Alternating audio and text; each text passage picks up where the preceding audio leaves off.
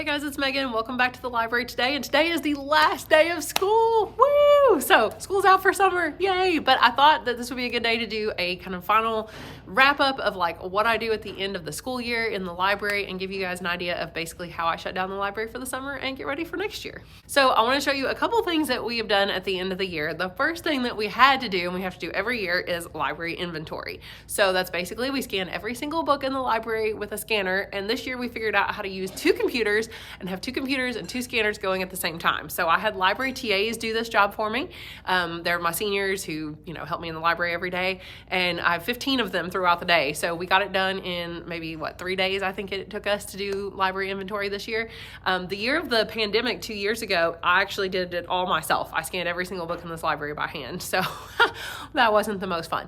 But the worst part is that some of our books came from an old school here that used to be just for ninth graders, the ninth grade school. And now it's combined into all one school. So we got all their books years ago, and their barcodes are in a different spot than our barcodes. So some are on the front and some are on the back. So it's really annoying, and the kids have to pull out every book and look to see, where's the barcode? Is it on the front or the back? So it's just kind of inconvenient. But other than that, everything went super well. And here's our statistics. I took a little screenshot of our library inventory page. So we are at 98.09% of our books have been accounted for, which means only, I think it's 125, it might even be a little bit less, but somewhere around 125 or a little bit less books are currently still out and are missing possibly. I think some of these kids will still turn them in next year, but right now that's what we're sitting at, which is actually pretty good considering we have like 12,000 books. And a lot of people say, there's articles have been written like you should have 20% of your books lost at the end of the year. That seems excessive. So I have less than 2% lost, which I am pretty excited about. So something really fun we did at the end of the year is I had a party, a little luncheon for my library TAs, since like I said, I've got 15 of them, and they've helped me throughout the year with every little task I could have ever imagined. And some of them even take it upon themselves to do even more and help clean the library without me even asking, and take care of our plant and things like that. So I had a party for them at the end of the year. We just did pizza, and funny story, our pizzas, even though I ordered them from the manager herself from Domino's, they didn't get delivered. They just forgot to put in the order apparently. So when I called about it, when they didn't show up, they said that they would rush them over here and that we would get them for free. So we also got free pizzas and saved $50. So that would have been library money that I would have had to use. So now I can do something else with it. Anyway, so we had our fun little party, and we also presented the library TAs with little fun certificates. Like one girl, we gave her the Invisible TA award, or Best Invisible TA, and it was Best TA when she's here because she was always absent all the time, or funny awards. Yeah, that's our bell. Isn't that really weird? It totally sounds like a phone ringing, but they haven't turned the bells off yet, even though there's no school today because it's just teachers. But anyway, so that was our library TA party and our library TA awards, which were really, really fun. So another thing I did at the end of the year is I gave out a survey to the students and a survey to the teachers. Now, not every student came to the library for their last round of library visits. Usually our students come monthly with their English classes, but at the end of the year, a lot of teachers did a little independent reading project in their classes, like a book club thing, so they didn't come to the library. So I only had 300 students fill out this survey, which is still a good sampling of the school. That's about a fourth of our school, which has about 1,200 students. So I had about 300 students fill out this survey, and I will show you some of the results. We used a little Google form.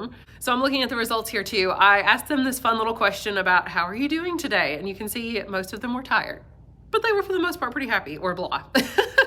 Anyway, that's just kind of fun. Then I asked them what books that they last read, and here's what I found the most surprising. I have to say it's probably one of the most surprising answers, was about how whether they liked their last read or not. So I thought that about 50% of the people would say yes, I liked my last book that I read, or 50% would say no. However, only 10% said no. I mean, yeah, there's 33% said somewhat, but that's better than no. So considering that these were books that the students were pretty much forced to read for their English classes, I mean, they did get some choice in them, but I thought that was really good to only have 10% of students saying no. I mean, literally only 30 kids out of 300 said no, that they didn't like the last book they read.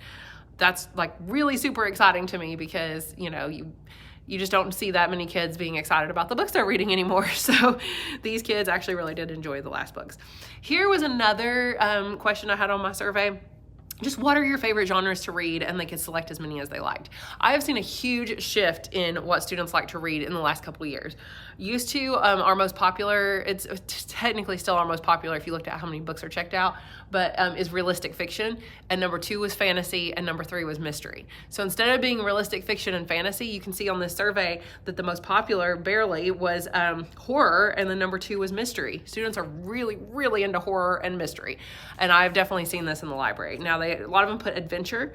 A lot of them still put fantasy. A lot of them put romance. Look at that. 33% of the people that took this survey said they were interested in romance. So this tells me kind of where our priorities need to lie for next year. You know, only 26% said realistic fiction. So some said classic, dystopian, not too many for historical or manga, which manga, of course, is super popular. Not as many for sports as I thought, but this tells me that when I'm ordering for next year, I'm really going to look at more horror and mystery and try to expand our sections of those, because our fantasy section and reality sections in our library are much bigger than horror and mystery. So this survey was actually really helpful in that sense. Also, just for a fun question, I asked students, is a hot dog a sandwich? Because don't we all need to know that? And most of the students said yes, but a crazy 26.5% of people, like those insane kids, said no, or said that yes, it is. And that's like, what? Like, no, it's not a sandwich. Anyway, that one was just for fun. So another survey that I handed out was, this was for our teachers, for our staff. And I called it just like library survey and said, please fill this out. It will help me, your feedback will help me in planning for next year. I really want to get in your classes next year and help, you know, co-teach and make lesson plans with you and things. And unfortunately, only 16 staff members filled it out. And we have something like 70 classified or certified staff members. So I was kind of sad about the responses, you know, lack of responses that I got. So here are some of the questions that I asked in the staff survey. And I got pretty decent feedback, actually. A lot of people, well, the people that did fill it out, like I said, there were only 16 people that filled it out, but of the people that filled it out, they mostly actually really wanted me to help them with a lot of things, not only co-teaching and co-planning, but they wanted me to show their students resources. They wanted me to teach them about resources. They actually pretty much checked yes to every checkbox that I gave them if they did fill it out. So I was very positive about that. And so my plan now is to take the results of this and just make a list of the teachers and what they want, and then literally just email, or, you know, or even just go physically to their classrooms, maybe even before school starts, and talk to them personally, maybe get a copy of their curriculum maps, see what units they'd be interested in me helping them with, and go ahead and prep some resources towards the beginning of the school year before I get busy with like monthly English classes coming in. So I think that this was a really good survey, and I hope that more teachers fill it out each year, but I think I will continue to do this each year, because I also had a question on there that said, like, what would you suggest to just improve the library? And a couple people had some good suggestions on there too. So I'll definitely continue to give student and staff surveys. I think I'll even give a survey at the beginning of the year to students about things they're interested in, just to kind of get them involved in decisions in the library. So anyway, yeah, that's our survey that I gave out.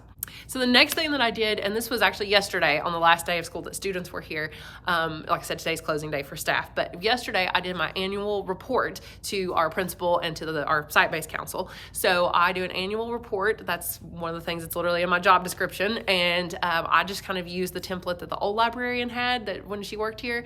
She gave me hers, but then I've kind of changed it up a little bit since then and made it to where I think it's, you know, not as like wordy. I had a lot of big paragraphs before, like a reflection upon the school year, but principals, they don't have time for that. They don't have time to read big long paragraphs. Site-based councils don't have time to sit there. They're not going to read giant paragraphs. So instead, I did bullet points of highlights of the year. Well, first of all, here, I'll show you. I showed the highlights of the year by 9 weeks. So literally first 9 weeks highlights, second 9 weeks highlights. And the good thing was what I did is I actually did this throughout the year because I knew that this was coming and I didn't want to have to spend forever at the end of the year trying to think of everything we had done and also worry about forgetting something to add. So throughout the year, I kept just a list on Google Keep, which if you've never used Google Keep, it's like the best thing ever for kind of keeping lists and making basically like Post-it notes, except they're digital. So your desk isn't all cluttered. That's where I always have my to-do list every day. But what I did is I just had a list every 9 weeks. And at the end of the year, I just copied and pasted it. It kind of made it a little more cohesive and so that people could understand it, and turned it in as the highlights of the year. I also had pictures, which I won't show you because there's a lot of students in them, but I also had many pages of pictures because the whole report wound up being like 17 pages, but that's only because there were so many pages of pictures. But people like pictures and like infographics and easy to see information nowadays, so I figured that would probably be the best thing to put in a report, so they can really just see the state of the library and see students using it. and all the cool displays and like neat things we did this year, the book fair, you know, stuff like that. So then at the very end of the report, I did plans for next year. Oh, I also had a budget. Yeah, I put the budget in there too, by the way. Then I did plans for next year because I think it would be really nice to already be looking ahead and seeing, you know, what are our plans going to be, what are kind of where are the priorities. And obviously there's a lot of things on this list. It was like, it's a long plans for next year, but these are also on a to-do list already. So it's not like I had to sit there and come up with this on the spur of the moment. They've already, you know, throughout the year as I've thought of things that need to be done or that I would like to work on. And this might not even all get done next year. This is like possibly years worth of stuff that I want to work on. But these are some things that I definitely am going to attempt to get to. And I'm really going to use this list next year when I'm deciding like what to work on and when. But anyway, I may or may not present this report to the actual site-based council in June when they have their next meeting. They'll at least go over it and talk about it. So I've asked if I need to be there to present it or not. So I've never done it before. I've never had to be there, but if the principal, we have a new principal this year, so she may say, yeah, come in and present it. And then I can just sort of point out some of the highlights and discuss them without them having to read through like this whole giant document that I made. So that's about it for reports. The last thing that I had to do is everybody in our school had to have this little end of year checklist where we have to say that we have like turned in all of our technology, all the library books are turned in. So I've had a lot of teachers coming to me to fill this out. And that's actually been fun because last year it was a form that we had to fill out online and I didn't have to talk to anyone. I just checked their accounts, checked them off and they were done. But this year it's kind of nice because everybody has to come into the library and we wound up talking to them for quite a while. So that's been kind of fun. Some bonding. The more times I can get people in here to the library, I think the better, because then maybe they'll see it's inviting and that maybe I can help them and they'll be more likely to come back to actually, you know, work with me and check out books or whatever. Bookkeeping, my bookkeeping accounts, I've got one that's not clear. It's not clear. So I can't turn in this form. I can't have it signed off because I've still got Follett, which Follett. They're driving me nuts. I ordered some books in January and the last shipment of books has still not arrived. Next year I'm using Amazon because, you know, 2-day shipping, free 2-day shipping. You can't beat that. You just can't. So I'm going to start using Amazon from now on, and they're cheaper. They're like $2 to $3 cheaper on most of the books I've looked up. So yeah, I'm going to start using Follett. Just means, Amazon, but I have to start cataloging books on my own. Like they won't come with any, you know, barcodes or anything like that on them. But honestly, it would be worth the hassle to do it myself because I can get the books in 2 days. So why not? Especially if it's a popular book and students are requesting it and I want it in like right then and I don't have to wait months and months and months.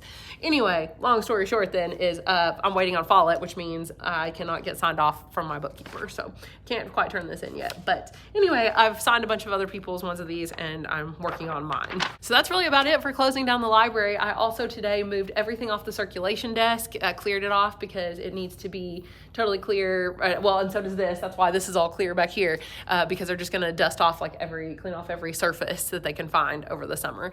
Probably all the tables in the library, all that kind of stuff. But I will be back in the library for 6 more days in June because I work 15 extended days throughout the year and I did 9 of them before school started and during the school year. So I still owe the school 6 more days that I need to work.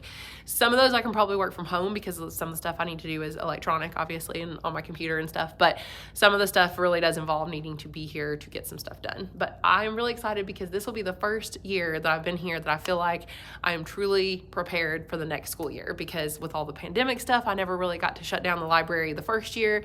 And then the second year last year, I just come back from maternity leave and I was only here like 6 weeks between spring break and summer. And I was behind on so many things from the school year because I worked virtually. And I don't know, I feel like this will be the first year that I'm really going to start with a totally clean slate in the fall and be able to do a lot of these activities that I want to do. So anyway, hope you guys enjoyed this video, and I'm sure I will be back in the library filming some this summer, but also you'll see me filming from home because yeah, I'll be home for the summer and I get to read a whole lot. Yay. All right, see you guys again soon. Bye.